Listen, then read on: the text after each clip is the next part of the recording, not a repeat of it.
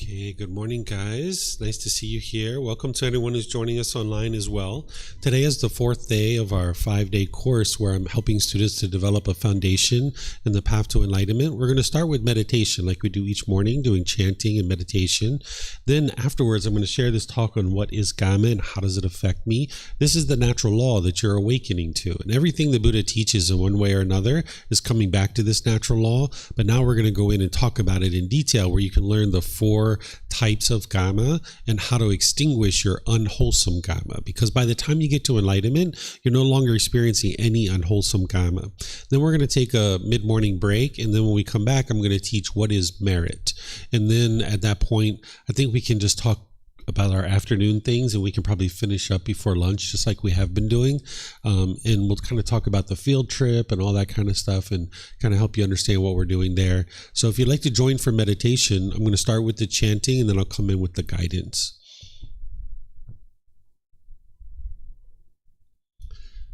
Arahang Samma Sambuddho Makewa Bhutang Makewanang Apivateyami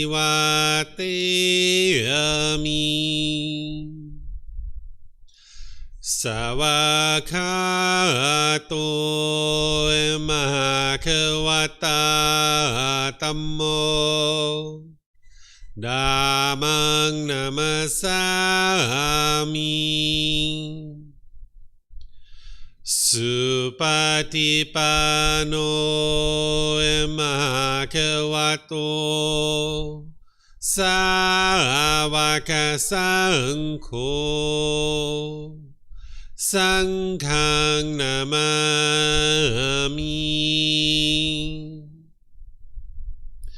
Namo Rasa Bhagavato Arahato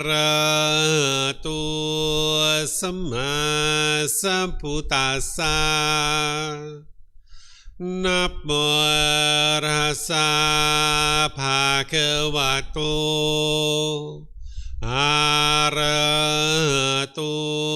Samma Sambuddhassa Namo Rasa Bhagavato Arahato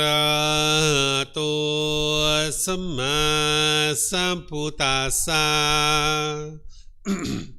Iti piso Mahakawa Arahang Samma Sambuddho Vicacaranang Sammuno Sakato Rokavitu Anutero Purisa Dhamma Sati Satatawa Manusranang Bhutto Bhagavati.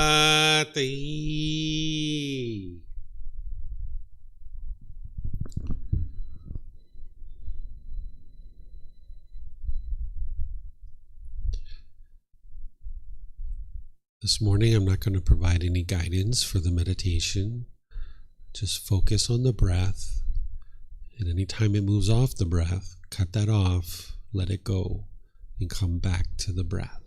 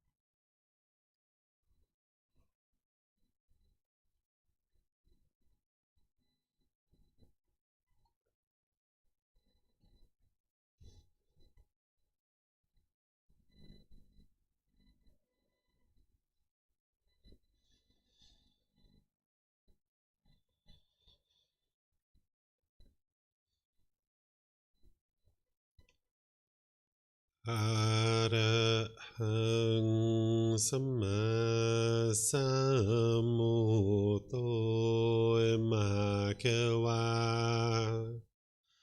โอตังมหาคะวันหังอภิวาเทมิสวากขาโตมหาคะวัตตาธัมโมธัมมังนัมสสามิสุปฏิปันโนมหาคะวะโตสาวกสังโฆสังฆังนามามินะโมตัสสะภะคะวะโตอะระหะโตสัมมาสัมพุทธัสสะนะโมตัสสะภะคะวะโตอะระหะโตสัมมาสัมพุทธัสสะนะโมตัสสะภะคะวะโตอะระหะโตสัมมาสัมพุทธัสสะอิติปิโสมหาคะวะอะระหังสัมมาสัมพุทโธวิชาจารนังสัมมุโนสคาโตโรกาวิตุอนุเตโรภูริสาดามาสติสัตตาตาวามนุสนังพุทโธภาควาติ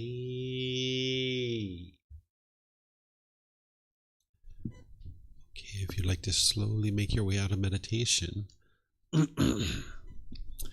Once again, welcome to everyone here. Welcome to everyone who's online joining us as well. As part of this course, one of the things that I do is I help build students up to the point where they're able to meditate 30 minutes per session without the teacher's guidance. So that's why today I didn't do any guidance for the meditation, and we did a full 30-minute meditation. So what I like to do is here, before we talk about this topic of what is Kamma and how does it affect me, is just open up to any and all questions that you might have related to meditation, because oftentimes students are building up their practice and might have questions about meditation. So whether you're here at the temple or you're joining online through Facebook, YouTube, or Zoom, you're welcome to ask any and all questions that you guys like about meditation, helping you to build up your practice. So here at the temple, if you guys could use the microphones, and then online, if you could put your questions into Facebook, YouTube, or Zoom in the comment section, or in Zoom, you can raise your hand electronically and ask any questions that you like. So do you guys have any questions about meditation?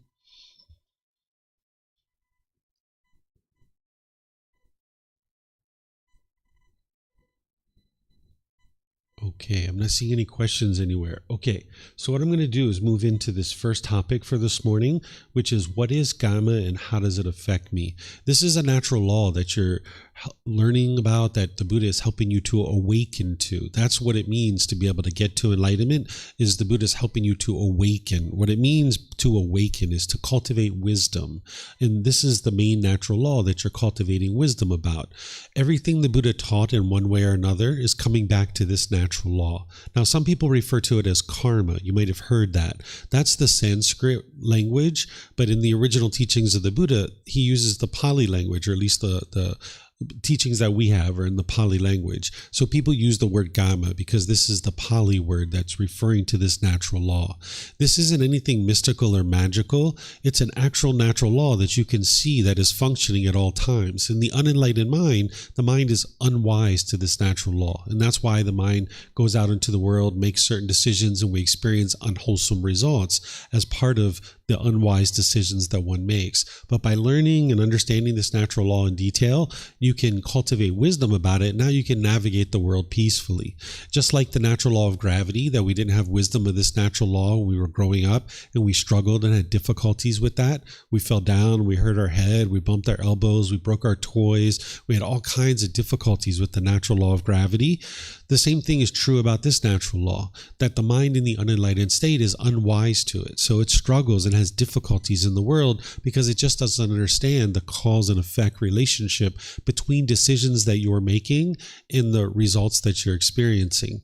Oftentimes when people are experiencing unwholesome results in their day-to-day life, they will tend to blame it on other people. This is what the mind will typically do in the unenlightened state, is blame other people for the things that you're experiencing that are undesirable and unwholesome.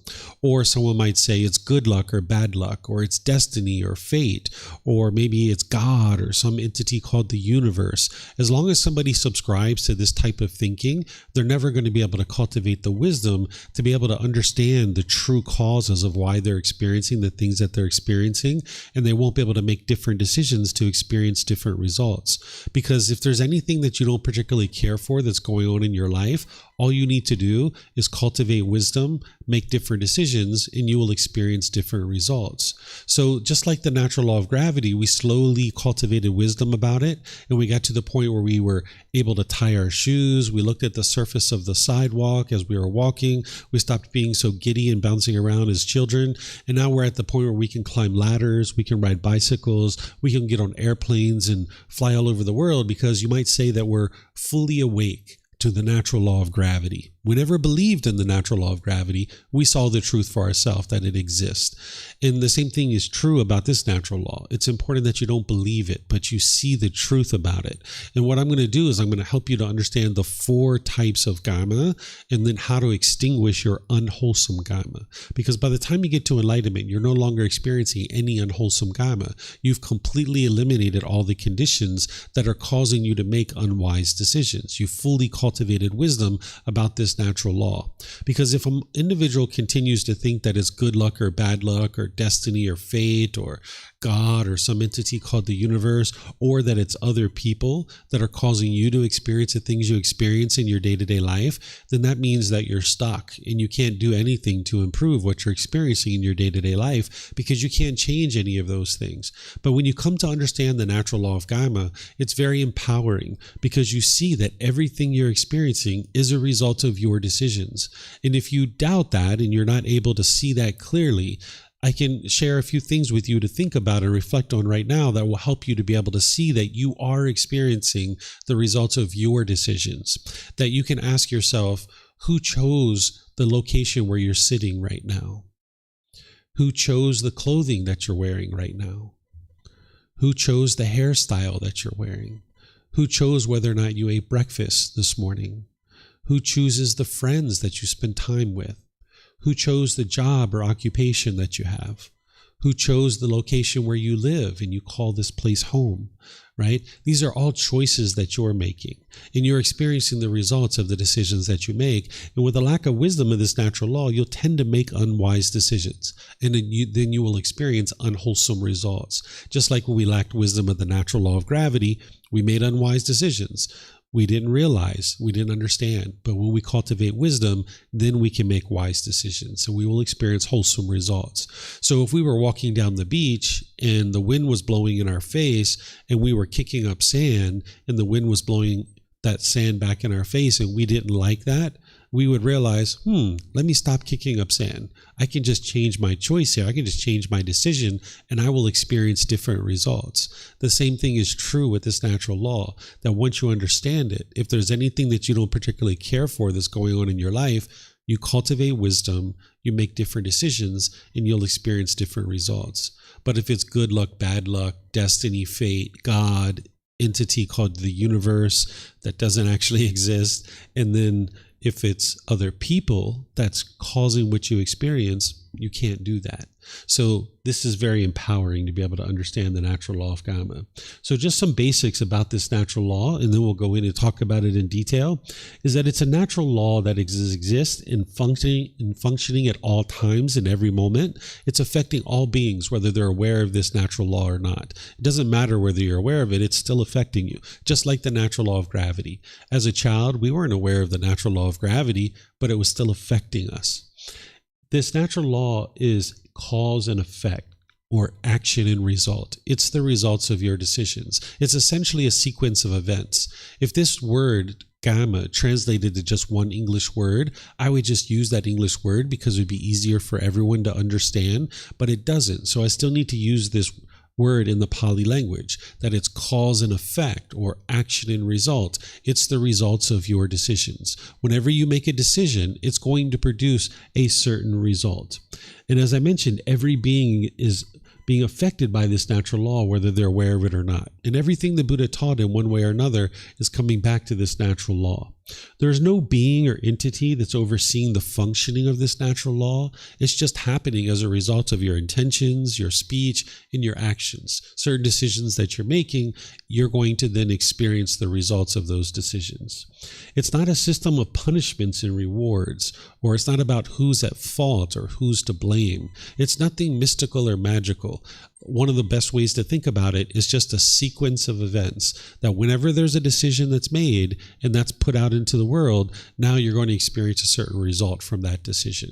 So by you understanding this natural law, it's going to help you to navigate the world more peacefully, just like now we can navigate the world with the wisdom of the natural law of gravity. So just as a little summary, this natural law is cause and effect, or action and result. It's the results of your decisions. It's your life, your decisions, and your results. In terms of the teachings of the Buddha, as I mentioned, everything and anything in one way or another is coming back to this natural law. So in this book series of 13 books that I share, we could say that every single book is actually in one way or another teaching about this natural law.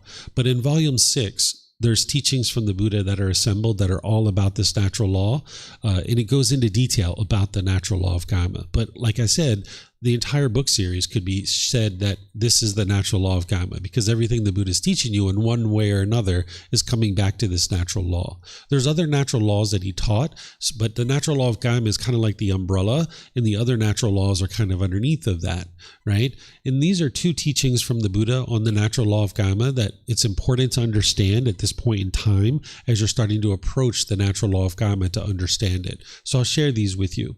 The Buddha says, beings are the owners of their Kamma, the heirs of their Kamma. They have Kamma as their origin, Kamma as their relative, Kamma as their resort. Whatever Kamma they do, wholesome or unwholesome, they are its heirs. What he's essentially saying here is you're the only one that can create Kamma for yourself. Other people can't create Kamma for you, right? Sometimes you might hear people nowadays when they're joking and stuff, they're like, oh, let me give you some of my good Kamma, or don't give me that bad Kamma. It's not possible. People can't rub off their good Kamma, even though I don't use those words, their good Kamma onto you. And people can't rub their bad Kamma onto you. It's your decisions that are leading to any particular result. So it's not actually possible to give somebody else wholesome Kamma or unwholesome Kamma. And it's not possible for you to inherit Kamma from somebody else. It's your decisions that are leading to any particular result. And that's what the Buddha is teaching you here in this particular teaching. Then he says, the result of Kamma, I say, is threefold: to be experienced in this very life, or in the next rebirth, or on some subsequent occasion.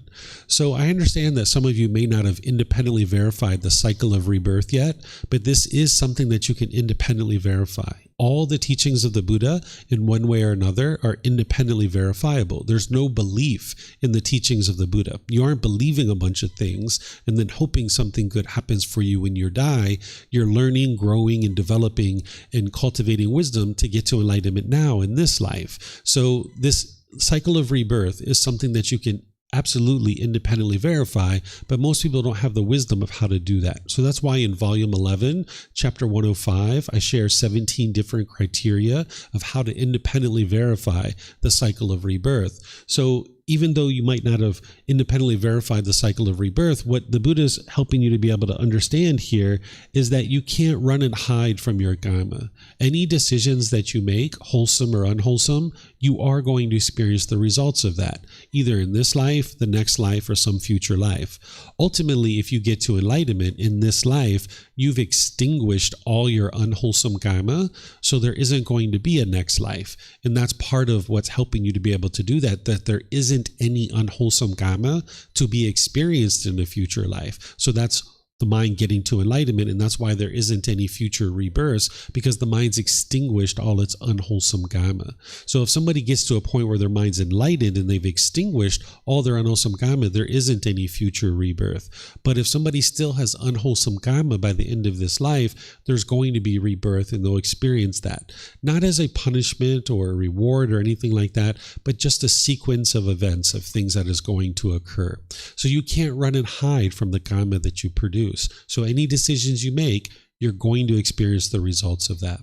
So when you come to understand that it's you that's producing any Kamma, either wholesome or unwholesome, and you can't run and hide from it, well, the next question is, well, let me learn as much about this natural law as I can, because you're not interested in continuing to experience unwholesome results.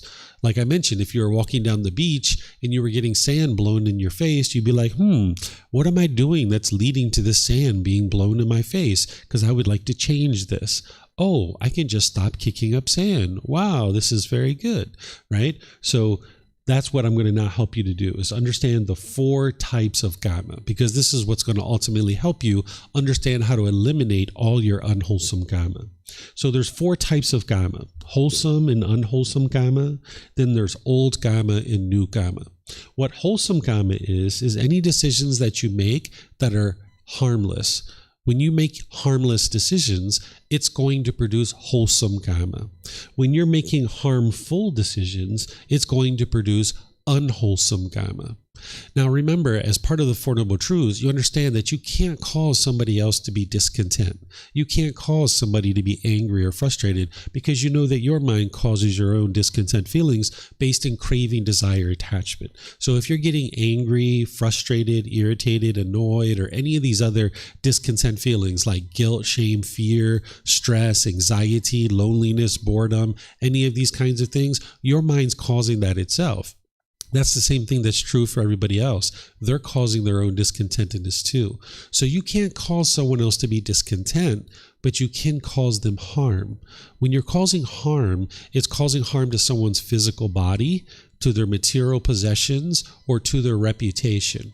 If you cause harm to somebody, this harm is going to come back to you. So that's why the Buddha teaches you to base your decisions in harmlessness, because as long as you put out harm's going to come back to you. So if you cause harm to someone's material possessions, their physical body, or their reputation, this harm is going to come back to you. So any decisions you make that are harmless will produce wholesome Kamma, and any decisions you make that are harmful are going to produce unwholesome Kamma. So you can see this with a very simple example. Like right now, you're just sitting here listening to me. You're not doing anything other than sitting and listening with the ears and hearing somebody speak. You're not causing any harm to anybody in this moment. And that's why there's no harm coming to you. You're just sitting here listening. You're not causing harm to any beings whatsoever. You're not causing harm to anyone's material possessions, to their physical body, or their reputation. And that's why there's no harm coming to you. That's the cause and effect. But if you were poking the person's eyes that was sitting next to you, this is causing harm to their physical body, and now harm's going to come to you as a result of that, right? That's the cause and effect. So you can see this very clearly just in a simple example like this. Then there's something called old Kamma and new Kamma. What old Kamma is any decisions that you've made in the past that you're experiencing the results of now, in the present moment. New Kamma is any decisions you're making now that you're going to experience the results of in the future. So let me give you an example of this. Let's just say 3 years ago, I lied on my government forms that reports my income to the government, and I pay taxes on this. And now say I lied 3 years ago on this government form. And now let's just say 3 years later, I'm getting a notice in the mail today that says you owe us $3,000. $1,000 for the initial error that was found on your tax form. You owe us $1,000 interest and $1,000 penalty. You now owe us $3,000. This is my unwholesome kamma, my old unwholesome kamma, because 3 years ago I made this decision and now it's coming back to me. But now in the present moment, I have some decisions to make. What am I going to do here? This is going to produce new kamma. If I didn't understand these teachings of the Buddha, I might rip up the piece of paper and throw it away, thinking that I can run and hide from it. Or if I didn't know the teachings of the Buddha, I might call up the government or write them a letter and be nasty and bitter and harsh and disrespectful. And now I'm producing new unwholesome kamma that I'm going to have to deal with in the future. So if you know the teachings of the Buddha and you're working to extinguish your unwholesome kamma, then you know the last thing you're interested in doing is ripping up this piece of paper because you can't run and hide from it. And the last thing you're interested in doing is being rude and disrespectful, calling up the government or writing them a letter in this way. So now in the present moment that you're getting this old unwholesome kamma coming back to you, you know that you need to extinguish it. So you would like to create new wholesome kamma. So now what you would do is probably write the government a letter or call them up and maybe apologize and say, hey, I'm so sorry for this oversight on my part. I take full responsibility for this. I would like to fix this. I would like to solve this. But I'm so sorry. I don't have $3,000, right? And now you're very polite, very respectful and kind with them. And maybe now the government says, hey, thank you for being so polite. Thank you for taking responsibility for this. I tell you what, we're going to take off the penalty and the interest. You only owe us $1,000. And then you're like, hey, I really appreciate this. I really am pleased that you decided to do this. But unfortunately, I don't even have $1,000. Right? And now maybe you're being so polite and so kind and so friendly. They say, you know what? How about if we put a payment plan in place? How about if you pay us $50 or $100 each month over the next several months? And you're like, perfect. This works out great for me. So now in the present moment, because of you being polite and kind and friendly and respectful, practicing right intention, right speech, right action from the Eightfold Path that you learned on Tuesday, now in the present moment, you're creating new wholesome kamma. Right? And this is going to extinguish this old unwholesome kamma coming back to you. So these are the four types of kamma. There's wholesome kamma, which is harmless decisions. Then there's unwholesome kamma, which is harmful decisions. Then there's old kamma, which is decisions you made in the past that you're going to experience the results of now in the present moment. And then there's new kamma, which is any decisions you're making now that you're going to experience the results of in the future. Then, in terms of getting more detail on what is producing wholesome and unwholesome kamma, this is connected to something that we talked about yesterday. These are the words of the Buddha about what is producing unwholesome kamma. Yesterday we were talking about the three poisons or the three unwholesome roots or the three fires. These are pollutions in the mind that the Buddha discovered that you're ultimately working to eliminate. You're reducing those and ultimately eliminating these unwholesome qualities because they motivate unskillful decisions. So craving, desire, expectations, wants, longing, yearning, essentially your selfish desires. Whenever you're making decisions through craving, desire, attachment, it's going to produce unwholesome results. Whenever you're making decisions through anger, hatred, ill will, frustration, agitation, annoyance, any of those types of lesser versions, it's going to produce unwholesome kamma. And then whenever you're making decisions through what's referred to as ignorance or the unknowing of true reality, the lack of wisdom, confusion and misunderstanding about the way the world truly works, it's going to produce unwholesome kamma.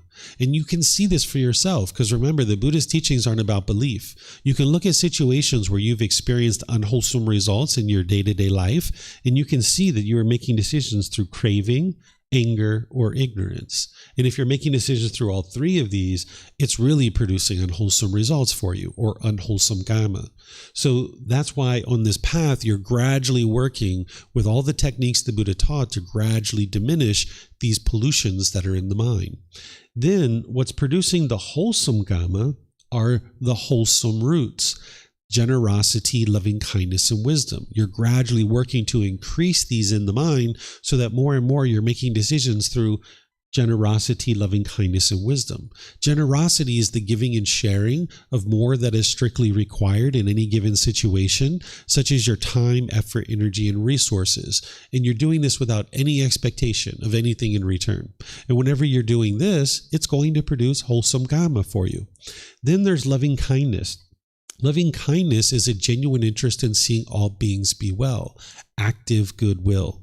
Whenever you're making decisions through that, it's going to produce wholesome Kamma or wholesome results. And then whenever you're making decisions through wisdom of the natural laws, now it's going to produce wholesome Kamma for you. So you're gradually increasing your decision making of producing decisions through generosity, loving kindness, and wisdom. And this is what's going to produce wholesome Kamma for you. And now, over a period of time, you'll be able to extinguish your unwholesome Kamma. But I'm going to teach you in more detail how to extinguish your unwholesome Kamma with examples and things like that. But before I do, I would like to just pause and see if you guys have any questions on the 4 types of Kamma or what Kamma is. Wholesome Kamma, unwholesome Kamma, old Kamma, new Kamma, and generally what is Kamma. So do you guys have any questions here, or anybody online have any questions? Okay, I don't see any questions anywhere. Okay, so now we're going to talk about extinguishing your unwholesome Kamma, because that's what you're doing on the path to enlightenment. If you could snap your fingers today and instantly practice the teachings of the Buddha, which you can't, but let's just say you could snap your fingers and instantly practice them perfectly, you're still going to experience unwholesome Kamma, because you've made decisions in the past that were unwise, and those results are going to come back to you. You're going to need to experience those results. So as you're experiencing the results of your unwise decisions in the past, your old unwholesome Kamma, you need to extinguish it. You need to eliminate it, essentially bury it down into the sand so it's completely exhausted and extinguished. And the way that you do that is through the Eightfold Path. The more that you learn and practice the Eightfold Path and you make your decisions in life through those teachings that I shared on Tuesday, that's what's going to extinguish your unwholesome Kamma. The way that you might think about this is think about the analogy of a garden hose. And all throughout our life, we've been shoving mud into our garden hose just because of our lack of wisdom of the natural laws. So because of our unknowing of true reality, we've been making unwise decisions, thinking that we're making all the best decisions in the world, but in reality, we've been making some unwise decisions. So we've been putting mud into our garden hose. Well, once you start realizing that's the case, and it's time to now clean this up, you take your hose and you hook it up to a faucet. And now you open up the faucet to get some clean water coming through the garden hose. Well, if you're coming to the temple once a year, once every 6 months, if you are reading a book, once every 6 months, if you're meditating once a month, you've got like a little drip going through the garden hose, and you're never going to clear that out in this lifetime. But if you're regularly coming to the temple, you're regularly consulting with teachers, you're meditating daily, you're actively learning the teachings of the Buddha, you're opening up that faucet wider and wider, putting more and more wise decisions into your life, putting more and more clean water into the garden hose. And this garden hose is going to spit mud for a while because we've put mud in it. So it's going to spit mud, mud, mud, mud. But if you put enough clean water into your garden hose, enough wise decisions into your life, eventually you're going to get some clean water. But then it's going to spit mud, right? Because there's still mud in the garden hose. So we're going to get mud, mud, but then we're going to get clean water, clean water. Then we're going to get mud, mud, clean water, clean water, clean water, clean water, mud, clean water, clean water, clean water, clean water, clean water. Eventually, you're going to flush all this mud out of your garden hose. So what you do is whenever unwholesome results are coming back to you, understand that that's your old unwholesome Kamma, and figure out in the present moment, how can I extinguish this? How can I get to a point where I can produce new wholesome Kamma? And now more and more, as you're putting those wise decisions into your life, you'll get to a point where you're only experiencing wholesome Kamma. So let me give you an example from my life so that you can understand how this works. When I was growing up, I grew up in a very harsh environment, a lot of yelling and hollering, a lot of bitterness and hostility. And as you grow up as a child, if you're around that kind of environment, your mind will be conditioned to think that way and function that way around the people around you. So as I was growing up and experiencing this, I also was doing this to a certain degree with the people around me. Of course, there was a certain level of politeness and respect in certain situations, but it was only a matter of time before bitterness and hostility came out in some situations. So, for example, when I met my wife 18 years ago, I was on my best behavior, right? Because we just met, right? That's usually what we do in a relationship. We're in the honeymoon phase, right? Everybody's on their best behavior. But after 30 days, 60 days, whatever it is, things start to fall away a little bit. And now the bitterness starts to come out a little bit. The frustration starts to come out a little bit. And you start treating people that you're around for a longer period of time in ways that is unwise, because we're being bitter and harsh and hostile in those situations. Well, I did this for a period of time, for about 11 years. At the 11-year mark, I realized I'm not interested in doing this anymore. I've been like this my whole life. My relationships are having broken relationship after broken relationship, and I would like to experience this better way of life that the Buddha taught. So I started transforming my mind. Well, even though I was transforming my mind and I was being loving and kind and warm and respectful and gentle with my wife, I had treated her for 11 years in a way that was harsh and bitter.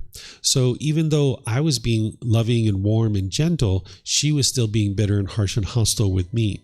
This was my unwholesome karma, my old unwholesome karma coming back to me. And I had to experience that. There was no way for me to run and hide from that, right? So as I was experiencing this from my wife, in the past, if I would walk in and she would start yelling and hollering at me, I would just yell and holler right back, right? Because that's what the unenlightened mind does. You just yell and holler right back, and you think that this is a fight until death. We're going to yell and holler at each other and see who wins, right? But when you understand these teachings, you understand that's the last thing you're interested in doing. Because when you put out bitterness and harshness and hostility, it's just going to come back to you. That's all that's going to happen, right? So that's what I'd been doing for 11 years. But now at the 11-year mark, I started being more loving and kind and warm and gentle.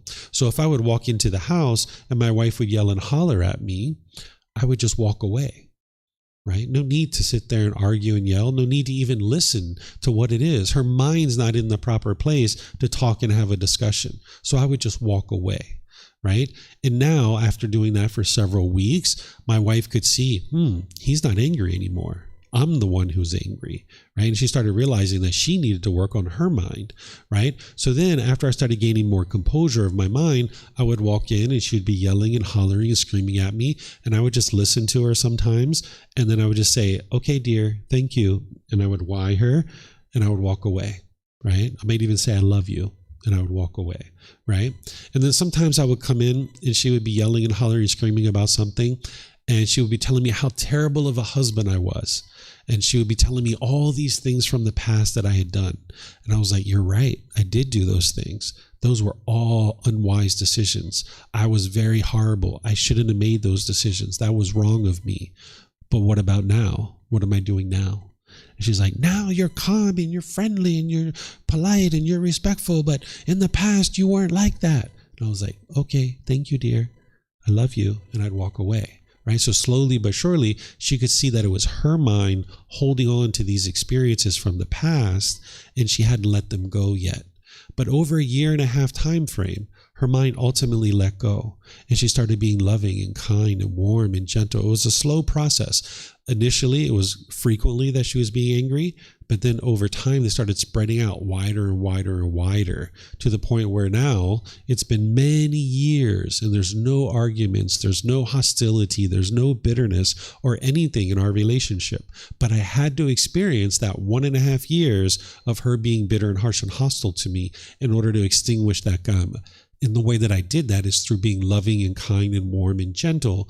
And then as I was putting that out more and more, that's what she was coming back to me. And I was even practicing generosity with her. I still do today. Practice generosity, giving and sharing without any expectation of anything in return. But then my Kamma in this regard wasn't fully extinguished because her and I were completely fine and everything was fine. There was no arguments or anything. But I was noticing my son at the age of 6 was being bitter and harsh and hostile to his mom. They were having a difficult relationship because my son had grown up watching dad be that way with mom, and now my son was functioning that way with his mom, and he was having a difficult relationship with his mom, and his mom was having a difficult relationship with him. So then I needed to teach my son these teachings. I needed to help him to understand things like the 5 factors of well-spoken speech and things like this. So slowly but surely, I helped him to learn. And then he started functioning through these teachings. And then their relationship improved. And now they don't have any bitterness and hostility among themselves. So if you come to our house, it doesn't matter how long you're there or what situation it is, there's never any arguments, there's never any bitterness or hostility. It's only people being loving and kind and warm and gentle. You're going to see that in the relationships. By the time you fully extinguish all your unwholesome Kamma, your relationships will all be harmonious. You won't have any bitterness or hostility in any of your relationships. But you're going to need to experience the unwholesome Kamma that you produced in the past. You created old Kamma that you're going to need to experience. But slowly but surely, you can transform your mind, and then this will transform your relationships. Because oftentimes what people think is going to fix their relationships is to change the other person. That's what we tend to do, is we go around wanting to change the other person. And we think that that's what's going to get to our peacefulness. But that's not what's going to lead to your peacefulness. What's going to lead to your peacefulness is to change your mind. The Buddha didn't go around trying to change other people. He changed his own mind first. And then once he changed his own mind, then he helped people to understand how he did it. So this path to enlightenment isn't about focusing on other people and changing other people. It's about changing your own mind. And now when you do that, you will function better in your relationships and you will experience improvements in your day-to-day relationships. So there's kind of like 3 categories of relationships that you're going to have as part of your journey to enlightenment in extinguishing your unwholesome Kamma. There's certain relationships that you're in right now that there's some bitterness, there's some harshness, there's some hostility, and you guys are like that with each other. But you're not really committed to these relationships, and they're not very long-term. And you would rather just let go and move on. And that's the way that you're going to extinguish your unwholesome Kamma in those relationships. It's just let go of the relationship and gradually move on. You don't have to go to the person and tell them that that's what you're doing. You can just gradually drift away where you're spending less and less time with that person. And you choose to end the relationship gradually like this. That's one category.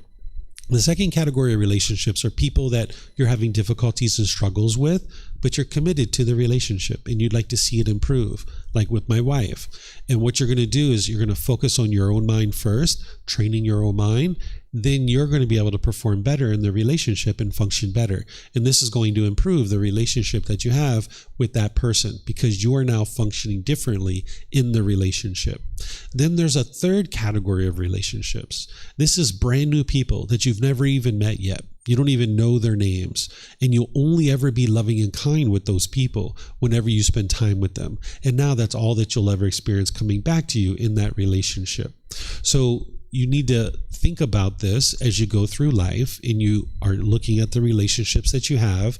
Is this a relationship that I would like to just let go of and move on from because there's too much bitterness on my side, too much bitterness on their side? It's going to be hard for us to work this out, and I'm not really committed to the relationship anyway, and I'm just going to let go and move on.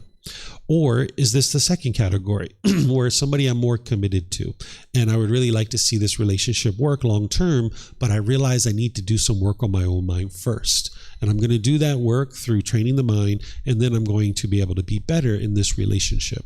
And then there's this third category of brand new people that you haven't even met yet. And now as you're meeting those brand new people, you only choose to be loving and kind and warm and gentle, practicing the Eightfold Path in its entirety.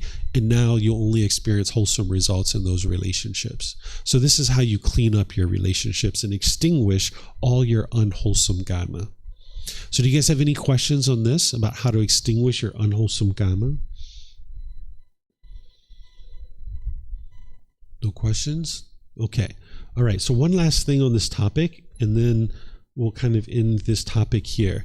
So sometimes when I teach the natural law of Kamma and I share with people that you can't run and hide from your Kamma, they might ask the question, hold on, David, what about that person who their bloody footprint was found at the murder scene, the bloody murder weapon was under their bed, there was blood all over their car, and they went to court and they were found not guilty? Didn't that person run and hide from their Kamma? And the answer is no, they haven't run and hid from their Kamma. The laws of society are imperfect. They are created by human beings. And when they're administered and enforced, they're not going to be enforced equally because human beings are prone to error. We're creating and administering and enforcing laws based on our own pollutions in the unenlightened state. If an individual has a polluted mind, they're going to do things and create errors and mistakes, right? So the human laws, the laws of society, are prone to mistakes. We should always aspire to have more and more equitable laws and treat everybody equally, but we need to be able to understand that because human beings are involved, there's going to be mistakes and there's going to be errors. So someone could be guilty of a crime and they could go to this human court where there's laws of society and be found not guilty. Right? And you can also have it where somebody is actually not guilty and they go to a court of law and they're found guilty, right? Because this laws of society are imperfect, right?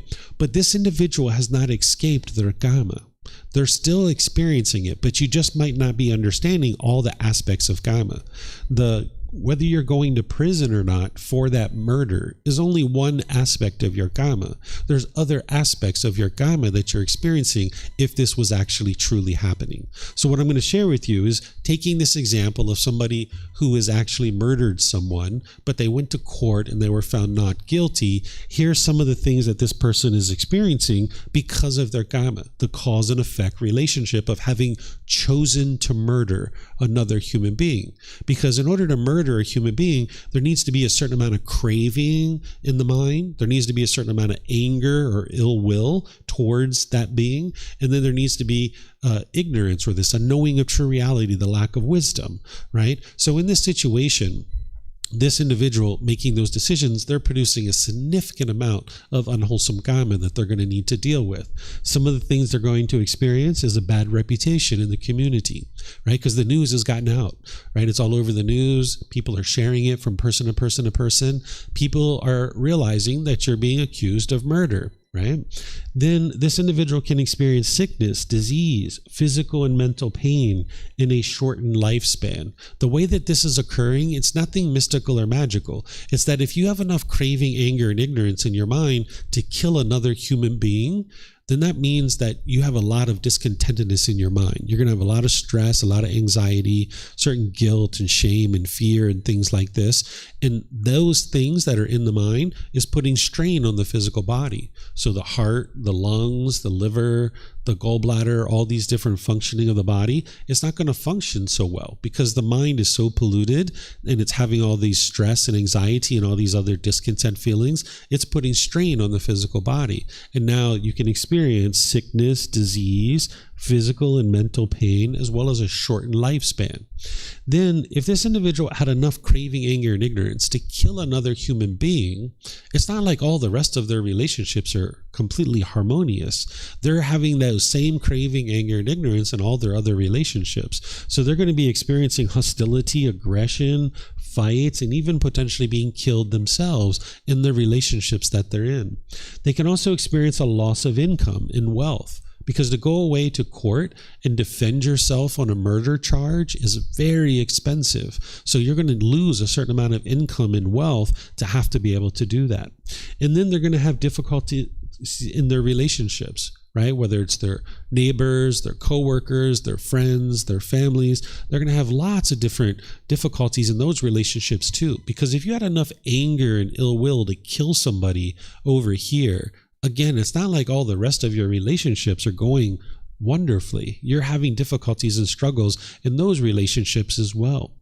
Then this individual is going to have difficulty securing and progressing employment, securing housing, acquiring necessities to sustain life. Because if you put out an ad for a roommate and this person applies to come live with you and you know that they've murdered, are you going to accept them as a roommate into your home? Probably not. Right? So this person is going to have difficulty securing these basic necessities to sustain their life. Same thing with employment, right? They're going to have difficulties finding a job and getting income because now people know that this person has murdered potentially, right? Then there's discontentedness in rebirth itself. Discontentedness being like guilt and shame and fear and things like this that the mind's going to have to deal with for a certain period of time. And then ultimately being reborn at the end of this life is a potential as well, right? So these are all results of the decision of having killed. So just because someone goes to court and they're found not guilty, sometimes people say, oh, that shows that Kamma isn't true. No, that's not the case. That's not the natural laws. That's the laws of society. And those are imperfect. So if somebody goes to court and they're found not guilty and all the evidence shows that they're potentially guilty, you don't have to worry. You don't have to be upset. You don't have to be angry and frustrated about this. They're still going to experience the results of their decisions. They can't run and hide from their Kamma.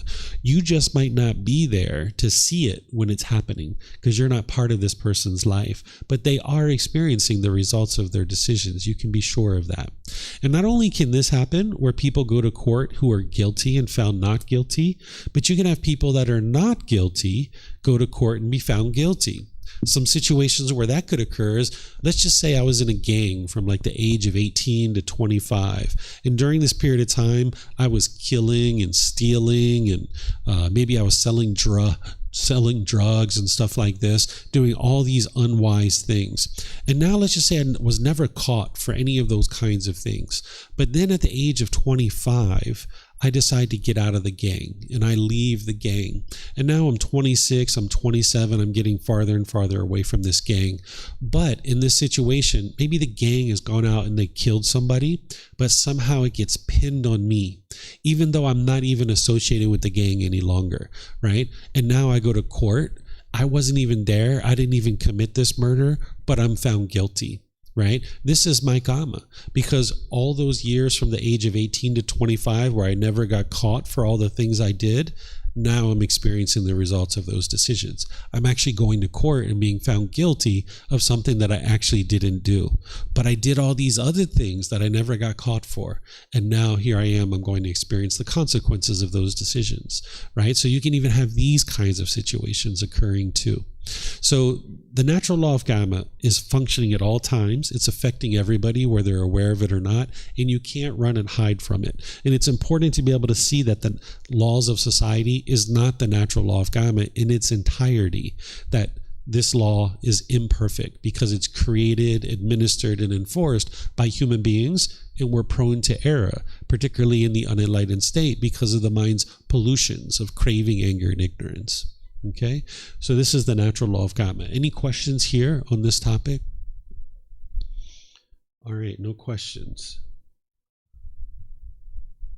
Okay, so since this is a really small class, we've been kind of finishing up early, and normally I take a break here and give people a chance to stretch their legs and use the bathroom, but what we've been doing is just go right through our break and learn the next topic. So this next topic I sometimes take 45 minutes or an hour to describe, but I think I can do it in about 15 or 20 minutes to give you a chance to learn, and then that way we can be finished for the day, and we'll talk about the field trip and all that other stuff. Okay, so this next topic is what is merit. This is actually a particular type of wholesome Kamma. This is a unique type of Kamma that is created by an individual based in their generosity. So what merit is where you're giving and sharing your resources in order to see other people and help other people to be able to experience learning and practicing the teachings, to be able to get to enlightenment, to allow the continuation of the teachings of the Buddha. Because eventually you're going to get to a point where you have no doubt that these teachings are leading to enlightenment, because you can see the improvement to the condition of your mind and your life, and you'll know that these are indeed working to help you. And when you get to that point, you'll be very appreciative and have probably a lot of admiration for the Buddha and the things that he did. And you may be interested in seeing other people get access to those teachings too, because you know how impactful they've been for you, and you might be interested in seeing other people get access to those as well. So if you ever do anything where you're sharing your time, effort, energy, or resources to help other people get access to the teachings of the Buddha, this is called merit. Okay, it's based in generosity, but it's a unique type of generosity.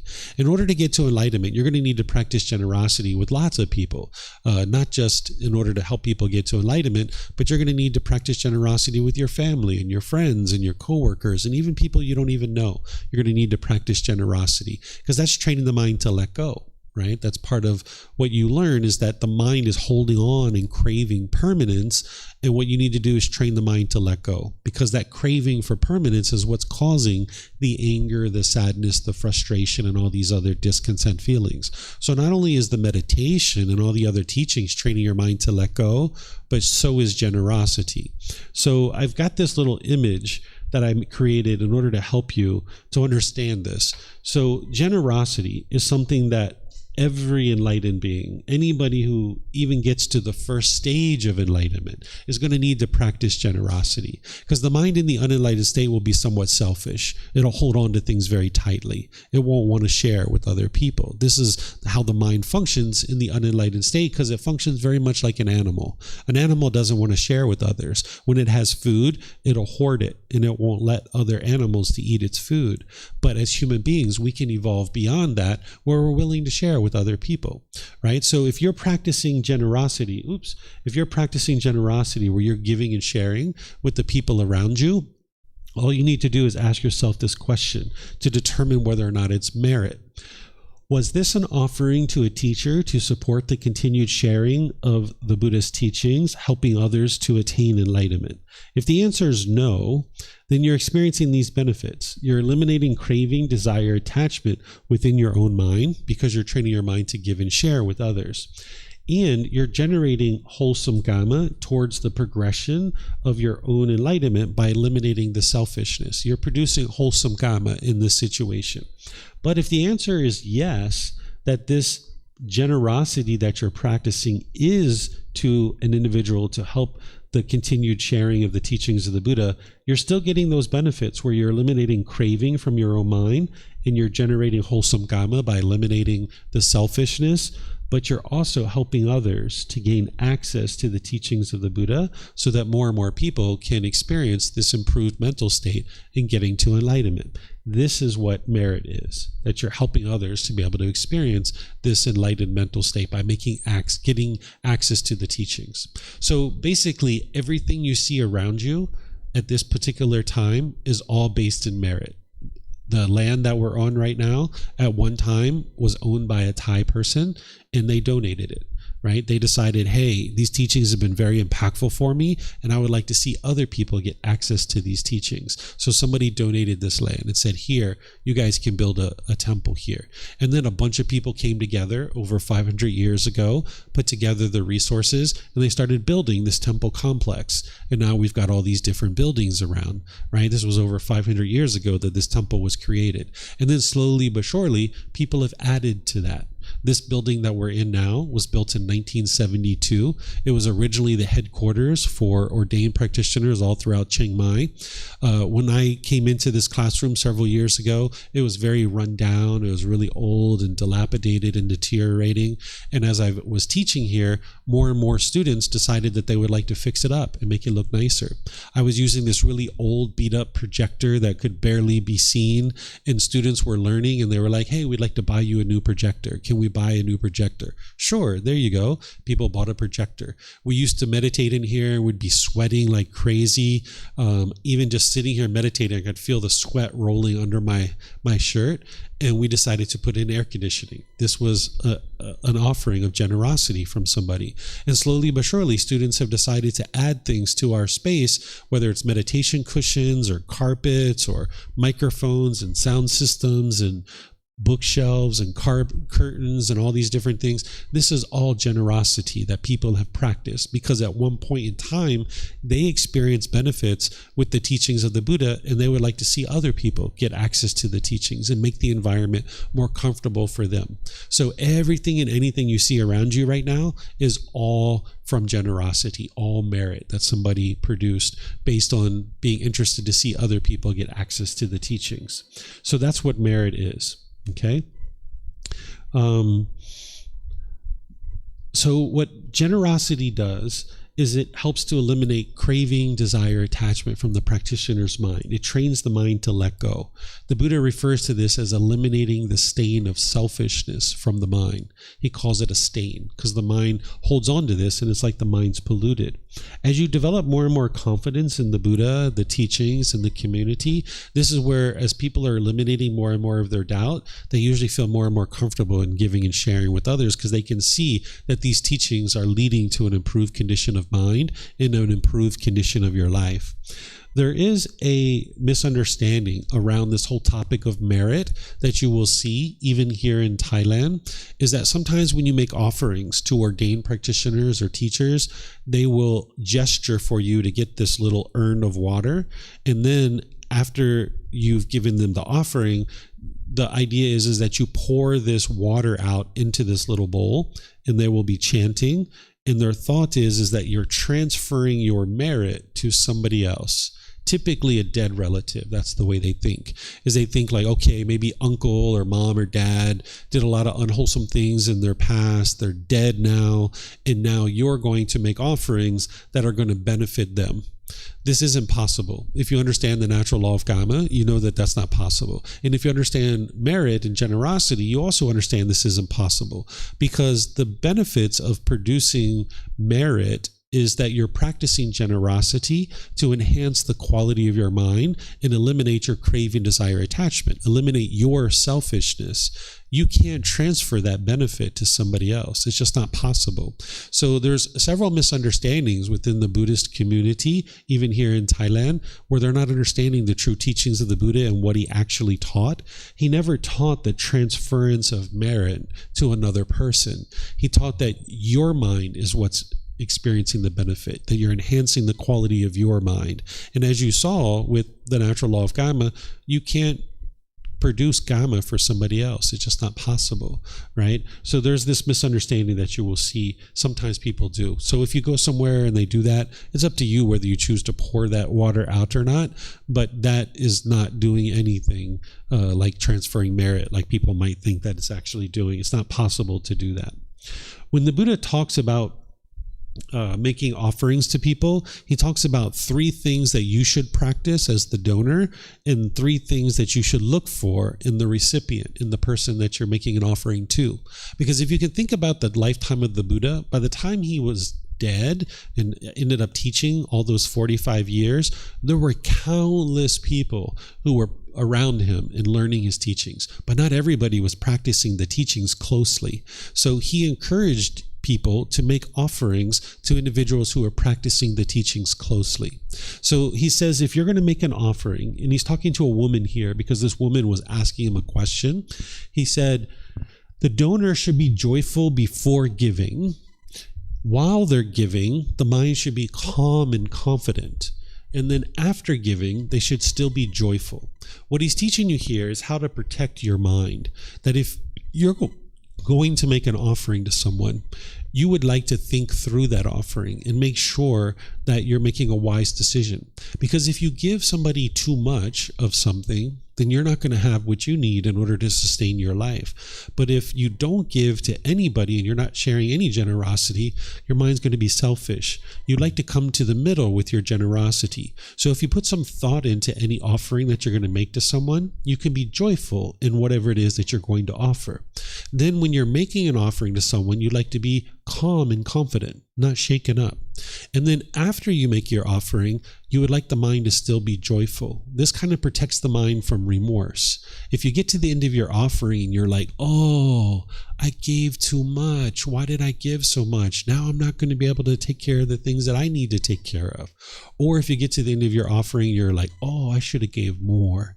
I'm so selfish. Why didn't I give more? This is the remorse that the mind's having because it hasn't thought through its decision about what it's choosing to offer. So the Buddha is teaching you to be joyful before giving, calm and confident while giving, and joyful after giving. And that's going to protect your mind. Then he says the type of person that you should look for to make an offering to is someone who's free of craving, anger, and ignorance. And in that situation, this person is enlightened, right? Or they're practicing for the removal of craving, anger, and ignorance. So this is what he's sharing here. In other parts of his teachings, he helps you to understand how to determine if somebody is enlightened or not. Here, if you understand what craving, anger, and ignorance is, you can actually determine whether someone's enlightened or not. But if you don't have that wisdom, he gives you some very rudimentary guidance. He basically shares to look at the person's mind, to observe their mind, not in a judgmental way, not looking down on them, but instead he shares with you that you should look to see the quality of their mind. Are they focused? Are they concentrated? Are they speaking clearly? Do they explain the teachings with ease? Because if somebody's mind is polluted with those 10 fetters and the pollutions, their mind is going to be what the Buddha referred to as muddle-minded, that their mind is lacking concentration and clarity because they haven't trained their mind and their mind is all muddled, right? They're not going to be rambling and jumbled speech. They're not going to be able to clearly explain the teachings. And basically what he shares with you is to look for an individual who has a clear and concentrated mind, who has a focused mind. And there you can have confidence that they actually are practicing the teachings closely because they've uprooted the pollutions that are in the mind, right? So those are some basic things to look for. But here's a little bit more of the detail, okay? When the Buddha was asked at one time to kind of boil down his teachings of some simple things that you could be doing on a day-to-day basis in order to make your way to enlightenment, he explained something called the way of practice. Because as you've seen, even in this foundational course, that the teachings are very detailed, right? There's a lot of information, and this is only the foundation. There's a lot more to learn beyond this. So this student was wisely asking him, like, can you just boil it down? Like, what can I be doing on a day-to-day basis to make my way towards enlightenment? Well, the Buddha gave him 3 things. He said that you can practice generosity, improve your moral conduct, and practice meditation. These are the 3 things that you would be wise to do every single day to make your way to enlightenment. Practicing generosity, giving and sharing with others. And you would like to do that without any expectation of anything in return. And there's ways for you to do that without being significantly impactful. And I gave some examples, like if you're at the market and you're buying mangoes, you know your neighbor likes bananas, just toss some bananas in the bag. It takes an extra 1 minute, 2 minutes to do that, right? Or say you're going into a store and you see somebody behind you is walking in behind you, hold the door for them, right? It'll take you extra 10 seconds to do that. But you just need to be sure you're doing that without any expectation of anything in return. Because if you're standing there with the expectation that they will say thank you when they walk through the door and they don't say thank you, you'll cause your mind to be frustrated or agitated or annoyed because your mind's craving permanence, right? So you can do these little simple things to practice generosity all throughout your day without any expectation of anything in return, not even an expectation for a thank you. Then the Buddha teaches you to work on your moral conduct because every unenlightened being has a certain amount of unwise and unwholesome moral conduct.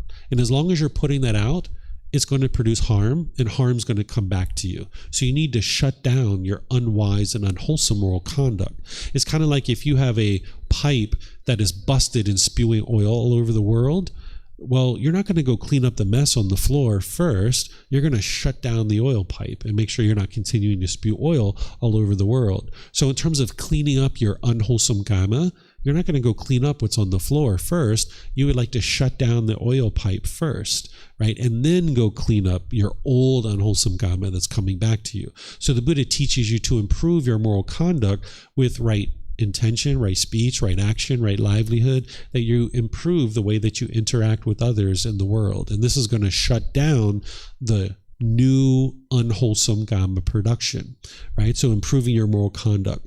And then there's meditation. This would be wise to practice this daily. You need to have a daily meditation practice, because your meditation practice is what's going to help you to implement the moral conduct. Without the meditation practice, you're not going to be able to implement the moral conduct. But it's generosity that allows all of this to occur. Because if it wasn't for practicing merit and sharing to allow the teachings of the Buddha to come into the world, we would never learn the moral conduct and we would never learn the meditation. So it's the generosity to produce merit that's allowing all of these things to actually occur. So that's why the Buddha is teaching this. And keep in mind, the Buddha was a prince destined to become a king. He didn't teach generosity and give to promote his teachings in order to enrich himself, right? He was already rich. He stepped down from that. Sometimes when people use teachings like this to talk about generosity and giving and sharing, someone might think like, oh, this person was trying to enrich themselves. No, the Buddha wasn't doing that. He was already very rich. He was going to be a king, but he stepped away from that and he went into a life of homelessness where he basically lived on the things that his students donated to him in terms of food, clothing, shelter, and medical care. And during his life, he didn't even accept any kind of currency or gold or silver or land or anything like this. He didn't accept anything of value. The only thing that he accepted was food, clothing, shelter, and medical care. Today, students do offer financial support because we have things like paying electric and water and toilet paper and soap, and we use these funds to be able to provide a place for people to learn and stuff like that. But during the lifetime of the Buddha, he could live right alongside of his students. The students would actually invite him into their home, and then he would live right alongside of them, and they would feed him and clothe him and make sure that he had all the things that he needed. But today, that's not really practical in all situations. So people do offer financial support in some situations. Thai people, they take this whole understanding of generosity and producing merit very seriously. And if there was somebody out there that was trying to enrich themselves through collecting money from students at a temple, the Thai people would step in and take real action towards this, because there was a case like this several years ago where there was an ordained practitioner who was enriching themselves. They were buying Fendi sunglasses, Gucci bags. They were chartering airplanes to fly around in private airplanes and stuff like this. And the Thai people found out about this, and they started to take action. And the police went to arrest this person, and this person left and went to the USA. And they put out an Interpol warrant for this person to be arrested. And the American police went and arrested this person in California, and they extradited them back to Thailand. And he went through the court system.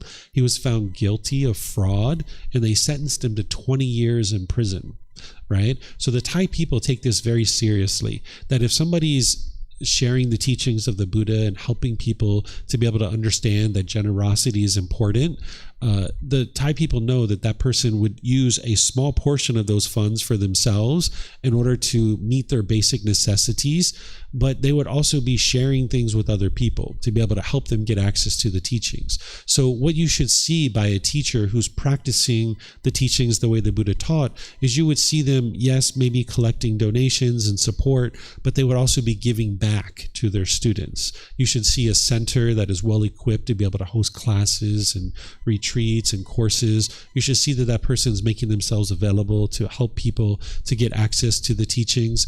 Because if teachers put a price on their courses, that means that right away there's a large majority of the people that wouldn't actually be able to get access to the teachings of the Buddha, because there are certain disadvantaged beings that don't have the resources to be able to pay $1,000 for a 1-week course to learn the Buddha's teachings. So if a teacher puts a price tag on their courses, right away they're alienating in these disadvantaged beings that wouldn't be able to get access to the teachings. So the Buddha taught to not do that, to be able to share the teachings openly and freely without any expectation of anything in return, and be able to share it with everybody. So that's what I choose to do here, is that all the classes, courses, retreats, all the events that I have, everything's available at no cost, so that anybody and everybody who would like to have access to the teachings can get access to them, including the books, the audiobooks, the videos, the podcast, all of these different things. It's available at no cost. So if I put a price tag on the courses, it would basically hinder somebody from actually getting access to the teachings. And we might say that those people that are disadvantaged and struggling with resources actually need the teachings the most. So as soon as we put a price tag on our courses, it actually hinders these people that need the teachings the most to be able to get access to them. So that's why I don't do that. And also, in order to get to enlightenment, a student would need to practice a certain amount of generosity. So if you put a price tag on a course, they're not actually able to practice generosity in that situation. So the Buddha teaches us that it would be wise to practice these things, and as teachers, that we should share the teachings without any expectations of anything in return. And that's what I choose to do, is help people to be able to learn and grow and develop without any expectation. So I usually like to pause here when I talk and share with students that now and forever, as long as I'm alive and teaching, you can come learn with me without any expectation of anything in return. You never have to give me anything at all, and I'm just pleased to share these teachings with you. So whenever you come here or wherever you see me when I'm traveling around the world and teaching, it's always available to you at no cost. Whether it's books or audiobooks, videos, podcasts, even personal guidance, you can learn and grow and develop on the path without any expectation of anything in return. If you have given, like sometimes people take out the trash or clean the bathrooms, or sometimes people put financial support in the donation box, I would like to just say thank you. I appreciate your support, but just know that that's never expected or never required of anybody, that you're always welcome to come here and learn and grow and develop without any expectation of anything in return. So there's other things that I usually share here with the words of the Buddha. There's many different things that I usually share on this topic, but I think you understand what the Buddha is teaching you here is to be able to give and share and practice generosity. And whether you choose to do that or not is a choice for you to make. But just know that as you do, it's going to train your mind to let go. And there's many opportunities in life to be able to share. And what you're going to notice is, just like with meditation, generosity is the same way, that it's not about the amount of your generosity, it's about the frequency. That's what's going to produce the most benefit. So if you're frequently giving throughout your day, you're going to notice that your mind is better trained to let go.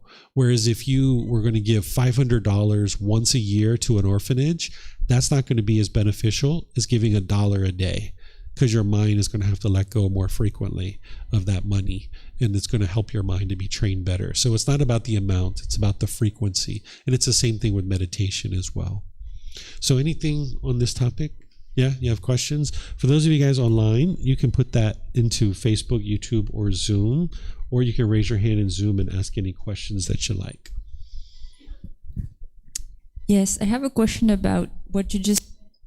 I'm thinking of, for example, giving to charity every month. So it's like automatic transfer or something like that. So you can just like subscribe and then you don't think about it anymore because it's automatic and you don't do this act of generosity by yourself.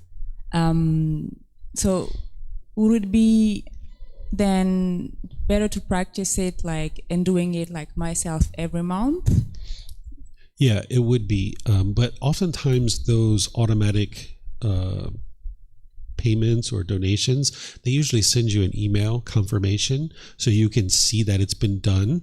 And that's the opportunity for your mind to realize, I've given here. So don't feel like you have to log on, put in your credit card information and do that kind of stuff every single month. You can set it up and just let it be automated. And then each time you get your email, it's a reminder for you that you've practiced generosity. And then if you know that you're attached to money, which many people are, and you need to train your mind to let go, not only can you do those kinds of things like once a month, but you can also be practicing generosity throughout your day. This is why, like, I don't know if you've noticed here in Thailand, there's donation boxes many different places, like in restaurants and stores and stuff like this. So let's just say you were going to give like 100 baht per day, which accumulates to about $3 a day. Instead, what you would like to do is probably put 10 baht per donation box or 20 baht per donation box, so that throughout your day you're having to let go 10 times or 5 times of the money. So that's where it's not about the amount of money that you're giving, it's about the frequency. So even though you have maybe an automated thing that you're doing with some charity that you're interested in supporting, you can also do these kinds of things throughout your month as well to train your mind to let go by giving with your own hand. That's really helpful for you. Mm-hmm. Okay, so I don't see any other questions here online. So I'm just going to end with 2 things. One is continued support on the path to enlightenment. This is how I help students to be able to make their way to enlightenment, because now the course is starting to kind of come to an end, and it's helpful to know how to continue to get support, because nobody's going to get to enlightenment in 5 days in a 5-day course, right? So I have books, audiobooks, videos, podcasts, quizzes. This is all available from our website. This is like a central hub to be able to get access to the teachings. You can go to the website. Then there's in-person and online classes, courses, and retreats. I teach here at this temple. This is kind of like my home base, but then I also go teach in other places in the world. As they invite me to come teach, I will go other places. And you'll see that it's always available at no cost, because that's part of the agreement of me traveling somewhere, is that they make the classes available at no cost. So no matter where I am in the world, the classes are always available at no cost. So you can learn in person and online, and it's all available from our website. We have 2 different ongoing programs. One is called the Group Learning Program, where each Sunday I go chapter by chapter in this first book. This is a 7-month program that over the course of 7 months, you'll learn the entire book. This particular course is like the first 2 months of this program. In fact, this Sunday, I'm going to be teaching about merit, right? So from this point forward, it'll be all new content for you. So if you've taken this course, you could easily join this group learning program now, and it'll be right where you left off, and you'll be able to pick it up from that point forward. So this is a great program for somebody from this course to now move into the group learning program. And over a period of time, you can learn this entire book and gradually develop your practice. Then, and by the way, that's at 9 a.m. and 9 p.m. I teach it here at 9 a.m. and I teach it at home at 9 p.m. and I live stream both of those. But here I have a live audience on Sundays and Wednesdays, and at home the live audience is online. They're not at my house. So you could join that from anywhere in the world, 9 a.m. or 9 p.m. Thai time. And then if you can't attend live, it's recorded on our YouTube channel and our podcast and our Facebook group, so you could easily learn it at your own pace. Or if you miss a class, you could easily learn it. So there's the group learning program. Then there's the Words of the Buddha, the Pali Canon and English study group. This is volumes 2 through 13 of our book series, where you're able over a year and a half to gradually walk through the entire book series and be able to kind of fill in the framework. Where the group learning program and the Foundation and the Path to Enlightenment course is building a nice framework or a nice foundation, the Pali Canon and English study group is filling that in with the Words of the Buddha. And you'll see that I do that on Saturday at 9 a.m. and 9 p.m. Here and then at home, and it's live streamed all around as well. Sure. Let me just get to the end of this first, and then I'll open up to your question. There's personal guidance as well that students sometimes when they're learning in classes, they are going to need to apply that to their day-to-day life, because learning in class is one thing, but applying it to your day-to-day life is a whole nother thing that you're going to need help. So oftentimes students are interested in scheduling time to meet with me privately. So you can do that in person when we're in the same town together, and we can just sit down and talk at a smoothie shop, at a restaurant, here at the temple, or anywhere, at a park or a library. But also, if you're online, you can schedule through our website, and we'll meet in Zoom. And no matter where you are in the world, we can talk, and I can help you with whatever challenges you're experiencing. I'll never tell you what you should or shouldn't be doing. I just teach you the words of the Buddha. So you just share with me what it is that you're experiencing, and then I help you to be able to understand the teachings of the Buddha that apply to that specific situation. Then we have a group in Facebook where students will use it like an online classroom where they'll ask questions, and then I'm the one who answers the questions. So sometimes people go in there and they post questions, and then I answer it. But other times students get in there and they read the answers to other people's questions, and then that's how they learn through that. So there's essentially 4 ways for you to get help. You can ask questions in a live class. You can post in our Facebook group. You can send me a private message through all the messaging apps and email and all that kind of stuff, or you can schedule personal guidance, and that way you can get the help that you need. And all of this is available at no cost. There's never a time where I would ever ask anybody for any kind of money or support or anything like that, because I'm here to just help people to be able to understand this path. So these are all the different ways that you can get continued support on the path to enlightenment. So yes, ma'am, you have a question? Yeah, I have a very serious question because I only understand 3% of the two things. 3%. Okay. And if have a student want to listen to study this, before this, they need to like learning English seriously before this, or in the future there's have a translation stuff here.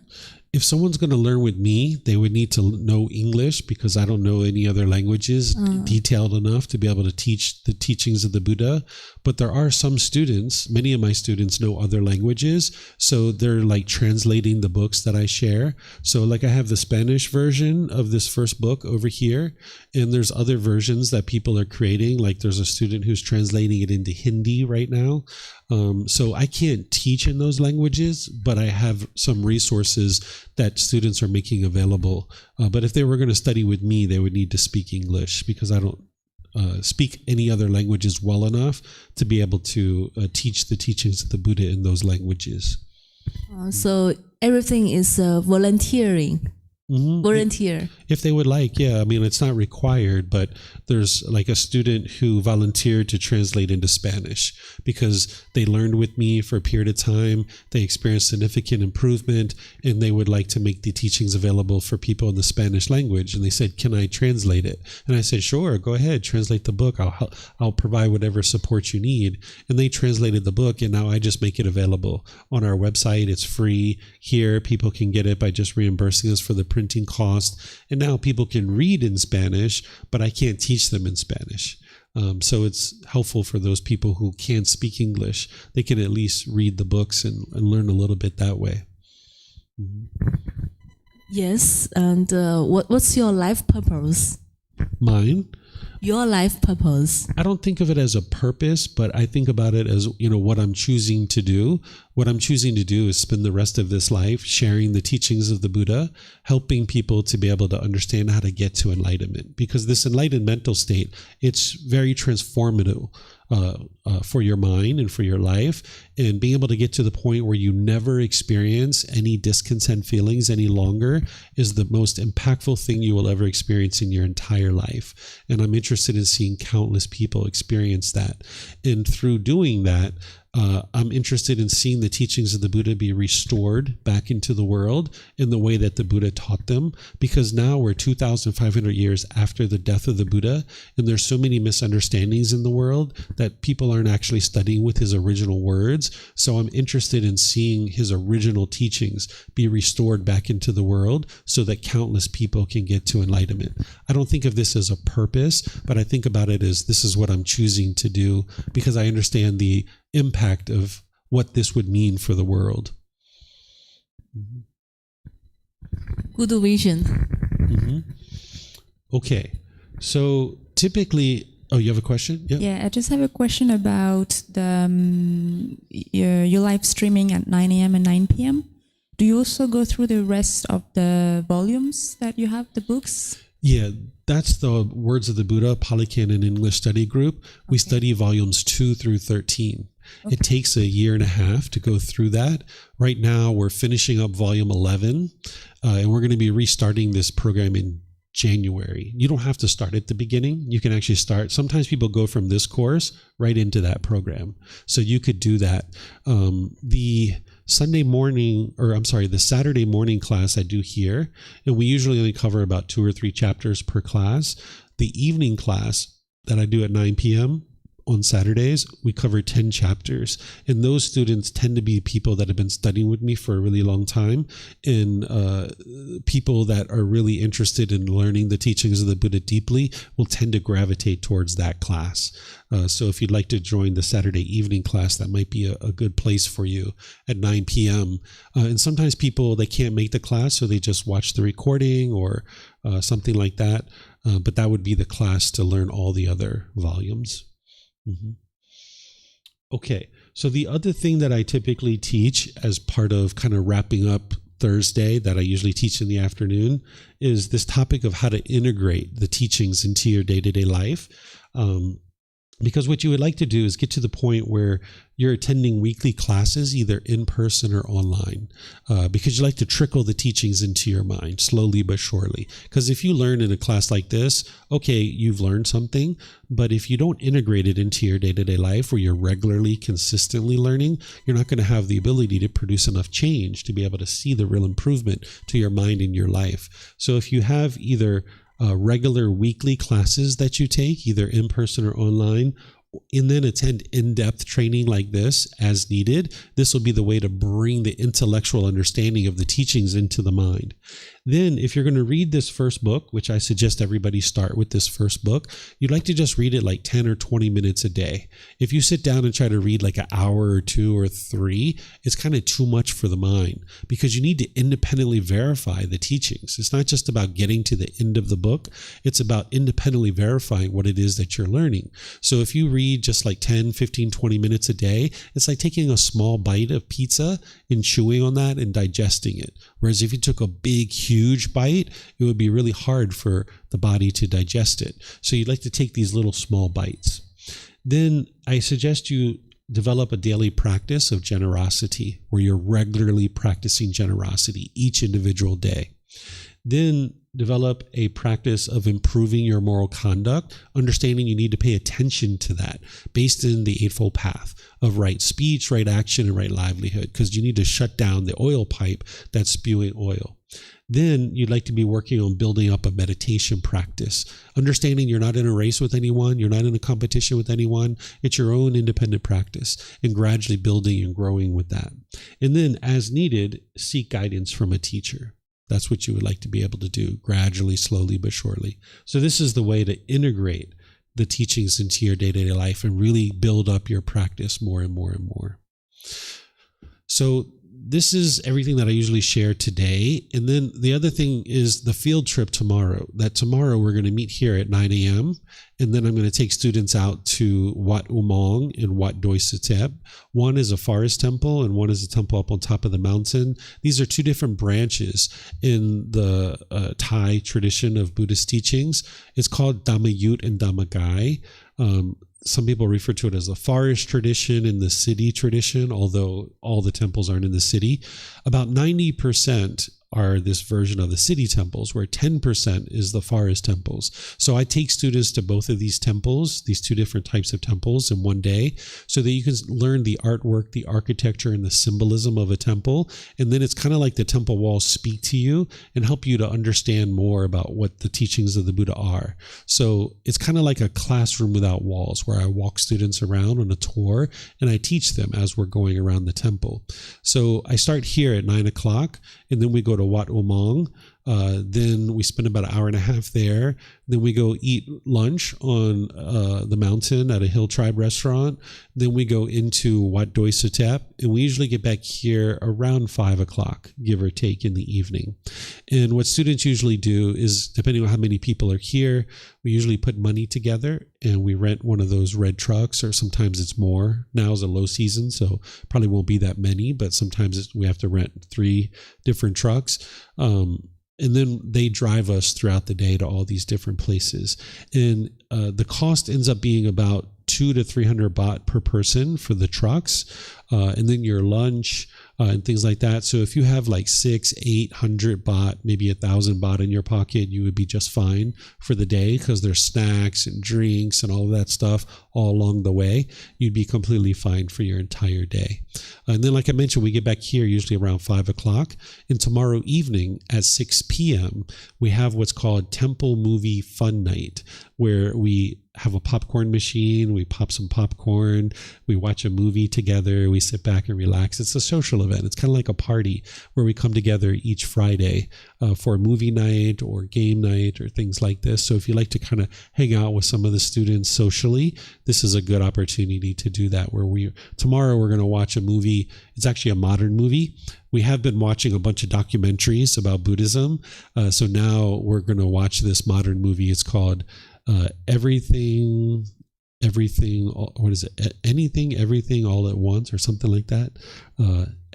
Everything, Everywhere, All at Once. I think it's called that. It's won a bunch of awards or something like that.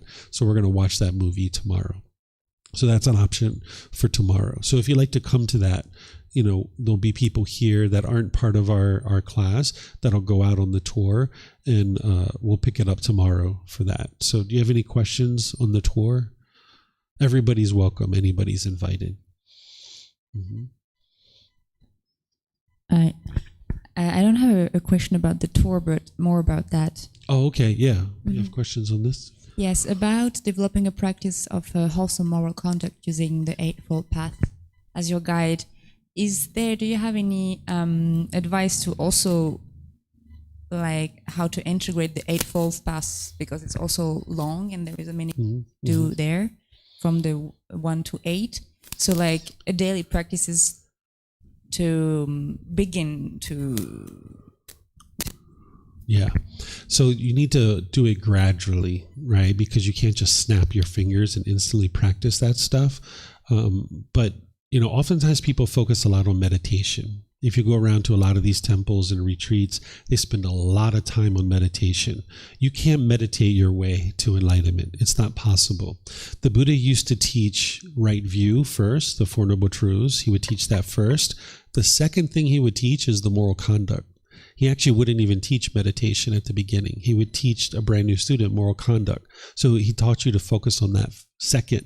After you establish right view, then you focus on moral conduct. Then you focus on your meditation. But you can actually be doing all these things simultaneously, where you start building up your meditation practice, and then each day you focus on your moral conduct. One of the things that I used to do is I used to look at the 5 factors of well-spoken speech in the morning. And then I think I told you the story already, right? Yeah, okay. So like I would review this all throughout my day, and I did this for weeks until I could really refine it to the point where I was like, whoa, I didn't interrupt anybody for like 3 weeks. Or wow, I was very calm in all my conversations for the last 4 weeks, right? And I could see that the mind was transforming. So you would like to be able to refresh your memory of this Eightfold Path and really commit it to your memory, realizing that getting to enlightenment is much more than meditation. You can't meditate your way to enlightenment. Some people think that the Buddha sat under a tree, he meditated and instantly got to enlightenment. So you see people that'll really emphasize meditation and do a lot of meditation, but you'll never get to enlightenment just through meditation. It's not possible. Like if somebody was meditating for 23 hours a day, but they went outside and they were still bitter and harsh and hostile, even though you can't meditate for 23 hours a day, if they went outside and they were bitter, harsh, and hostile for an hour a day, they're not anywhere close to enlightenment. So you need to work on the moral conduct, because that's what's generating your unwholesome Kamma, is the unwise moral conduct. So that would be the wise thing to focus on. And then, of course, building your meditation practice, because that's going to support you in your improvement of your moral conduct. Mm-hmm. Okay. Sure. Yeah. If you could use that way the people online will be able to hear. It's my first time here. I also have some experience of meditation.